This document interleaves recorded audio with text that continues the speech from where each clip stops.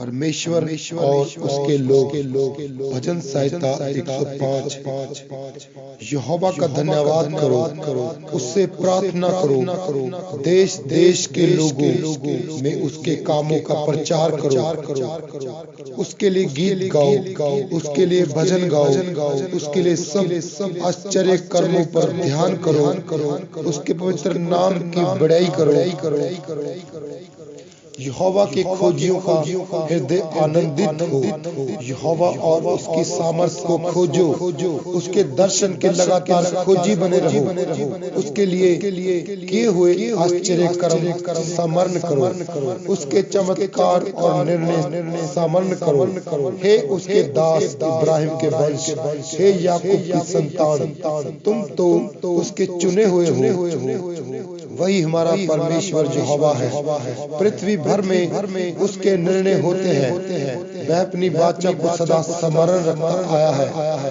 यह वही वचन है जो उसने 1000 पीढ़ियों के लिए ठहराया है। वही वाचा जो उसने इब्राहिम के साथ बांधी और उसके विषय में उसने इसहाक से शपथ खाई और उसी को उसने याकूब के लिए विधि करके और इज़राइल के लिए यह कहकर सदा की वाचा करके दृढ़ किया, मैं कनान देश को तुझी को दूंगा, वह बांट में तुम्हारा निज भाग होगा।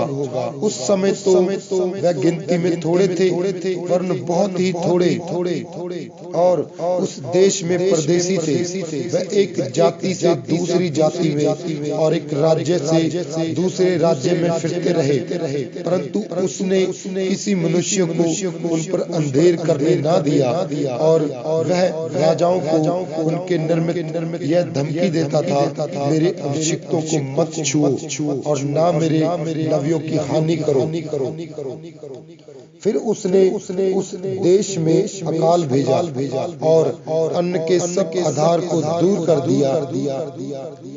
उसने यूसुफ नामक एक मनुष्य को उसने पहले भेजा था, जो दास होने के लिए बेचा गया था। लोगों ने उसके पैरों में बेड़ियां डालकर उसे दुख दिया। वह लोहे की सांकलों से जकड़ा गया जब तक कि उसकी बात पूरी न हुई। तब तक यहोवा का वचन उसे कसौटी पर कसता रहा। तब राजा ने दूत भेजकर उसे निकलवा लिया और देश देश के लोगों के स्वामी ने उसके बंधन खुलवाए। उसने उसको अपने भवन का प्रधान और अपनी पूरी संपत्ति का अधिकारी ठहराया कि वह उसके हाकिमों को अपनी इच्छा के अनुसार कैद करे और पुन्नियों को ज्ञान सिखाए। फिर इज़राइल मिस्र में आया और याकूब हाम के देश में परदेसी रहा। तब उसने अपनी प्रजा को गिनती में बहुत बढ़ाया और उसके शत्रुओं से अधिक बलवंत किया।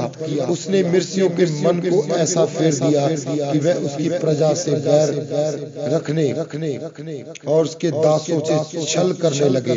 उसने अपने दास मूसा को और अपने चुने हुए हारून को भेजा। उन्होंने उनके बीच उसकी ओर से भांति भांति के चिन्ह और हाम के देश में चमत्कार दिखाए। उसने अंधकार कर दिया और अंधेरा हो गया, और उन्होंने उसकी बातों को न टाला। उसने मिस्रियों के जल को लहू कर डाला और मछलियों को मार डाला। मेंढक उनकी भूमि के वर्ण उनके राजा की कोठरियों में भी भर गए। अपने उसने आज्ञा दी, तब दास आ गए और उसने सारे देश में कुटुकियां आ गई। उसके सारे देश में कुटुकियां आ गई। उसने उनके लिए जल वृद्धि के बदले ओले और उनके देश में धधकती आग बरसाई। उसने उनकी दाखलताओं और अंजीर के वृक्षों को वरन उनके देश के सब पेड़ों को तोड़ डाला। उसने आज्ञा दी, तब अनगिनत टिड्डियां और कीड़े आए और उन्होंने उनके देश के सब अन्न आदि को खा डाला और उनकी भूमि के सब फलों को चट कर गए। उसने उनके देश के सब पहलौठों को, उनके पुरुष के सब पहले फल को नष्ट किया।